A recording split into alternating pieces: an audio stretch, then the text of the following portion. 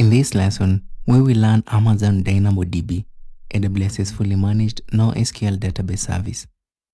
It is designed for applications that need millisecond response times, massive scalability, and zero infrastructure management. Amazon DynamoDB stores data in tables, which are collections of items, and each item is a set of attributes similar to rows and columns in a traditional database, but with more flexibility.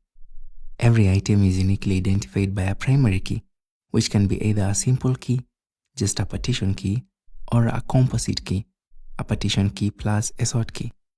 DynamoDB uses the partition key to determine where to physically store the item by applying a hash function that maps it to a specific partition. If a sort key is used, items with the same partition key are grouped together and stored in ascending order by sort key, enabling efficient range queries.